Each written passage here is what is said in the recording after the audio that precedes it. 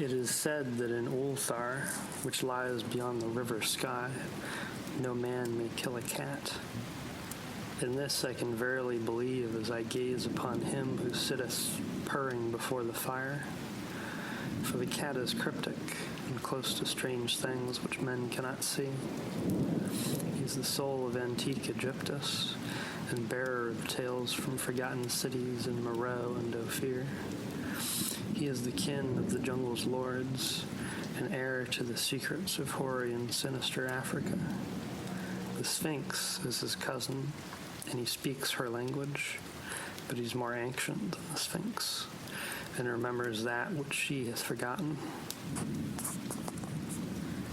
In Ulthar, before ever the burgess forbade the killing of cats, there dwelt an old cotter and his wife, who delighted to trap and slay the cats of their neighbors. Why they did this I know not, save that many hate the voice of the cat in the night, and take it ill that cats should run stealthily about yards and gardens in twilight. But whatever the reason, this old man and woman took pleasure in trapping and slaying every cat which came near to their hovel. And from some of the sounds heard after dark, many villagers fancied that the manner of slaying was exceedingly peculiar. But the villagers did not discuss such things with the old man and his wife, because of the habitual expression on the withered faces of the two, and because their cottage was so small, so darkly hidden under the spreading oaks at the back of a neglected yard. In truth, much as the owners of cats hated these odd folk, they feared them even more, and instead of berating them as brutal assassins, merely took care that no cherished pet or mouser should stray toward the remote hovel under the dark trees. When through some unavoidable oversight a cat was missed and sounds heard after dark, the loser would lament impotently or console himself by thanking fate that it was not one of his children who had thus vanished. For the people of Ulthar were simple and knew not whence it is that all cats first came. One day a caravan of strange wanderers from the south entered the narrow cobbled streets of Ulthar. Dark wanderers they were, and unlike the other roving folk who passed through the village twice every year. In the marketplace they told fortunes for silver and bought gay beads from the merchants. What was the land of these wanderers, none could tell. But it was seen that they were given to strange prayers, and that they had painted on the sides of their wagons strange figures with human bodies and the heads of cats, hawks, rams, and lions. And the leader of the caravan wore a headdress with 2 horns and a curious disc betwixt the horns. There was, in this singular caravan, a little boy with no father or mother, but only a tiny black kitten to cherish. The plague had not been kind to the child, yet had left him with a small furry thing to mitigate his sorrow. And when one is very young, one can find great relief in the lively antics of a black kitten. So the boy, whom the dark people called Manise, smiled more often than he wept, as he sat playing with his graceful kitten on the steps of an oddly painted wagon. On the 3rd morning of the wanderers' stay in Ulthar, Manise could not find his kitten, and as he sobbed aloud in the marketplace, certain villagers told him of the old man and his wife, and of sounds heard in the night. And when he heard these things, his sobbing gave place to meditation, and finally to prayer. He stretched out his arms toward the sun and prayed in a tongue no villager could understand, though indeed the villagers didn't try very hard to understand, since their attention was mostly taken up by the sky and the odd shapes the clouds were assuming. It was very peculiar, But as the little boy uttered his petition, there seemed to form overhead the shadowy, nebulous figures of exotic things, of hybrid creatures crowned with horn-flanked discs.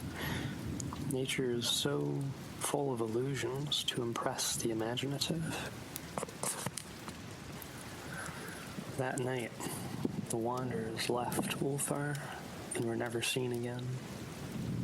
And the householders were troubled when they noticed that in all the village there was not a cat to be found.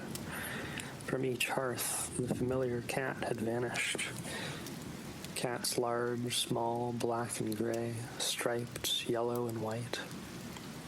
Old Crannon, the Burgemaster, swore that the dark folk had taken the cats away in revenge for the killing of Beniz's kitten, and cursed the caravan and the little boy. But Nith, the lean notary, declared that the old cotter and his wife were more likely persons to suspect, for their hatred of cats was notorious and increasingly bold. Still, no one durst complain to the sinister couple, even when little Atal, the innkeeper's son, vowed that he had, at twilight, seen all the cats of Ulthar in that accursed yard, under the trees, pacing very slowly and solemnly in a circle around the cottage, two abreast as if in performance of some unheard-of rite of beasts. The village did not know how much to believe from so small a boy, and though they feared that the evil pair had charmed the cats to their death, they preferred not to chide the old cotter till they met him outside his dark and repellent yard. So Ulthar went to sleep in vain anger, and when the people awaked at dawn, behold, every cat was back at his accustomed hearth, large and small, black and gray, striped yellow and white. None was missing. Very sleek and fat did the cats appear, and sonorous with purring content. The citizens talked with one another of the affair and marveled not a little. Old Crannon again insisted that it was the dark folk who had taken them, since cats did not return alive from the cottage of the ancient man and his wife. But all agreed on one thing, that the refusal of all of the cats to eat their portions of meat or drink their saucers of milk was exceedingly curious. And for 2 whole days, the sleek, lazy cats of Ulthar would touch no food, but only doze by the fire or in the sun. It was fully a week before the villagers noticed that no lights were appearing at dusk in the windows of the cottage under the trees. Then the lean Nith remarked that no one had seen the old man or his wife since the night the cats were away. In another week, the Burgemaster decided to overcome his fear and call to the strangely silent dwelling as a matter of duty. Though in doing so, he was careful to take with him Shang the blacksmith and Thule the cutter of stone as witnesses. And when they had broken down the frail door, they found only this: 2 cleanly picked human skeletons on the earthen floor, and a number of singular beetles crawling in the shadowy corners. There was subsequently much talk among the Burgmasters of Ulthar. Zatli, the coroner, disputed at length with Nith, the lean notary, and Crannon and Shang and Thule were overwhelmed with questions.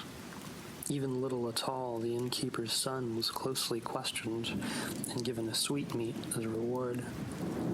They talked of the old cotter and his wife, of the caravan of dark wanderers, of small Meniz and his black kitten, of the prayer of Meniz and of the sky during that prayer, of the doings of the cats on the night that the caravan left, and of what was later found in the cottage under the dark trees in the repellent yard. In the end, the Burgess passed that remarkable law, which is told of by traders in Hathag and discussed by travelers in Near, namely, that in Ulthar, no man may kill a cat.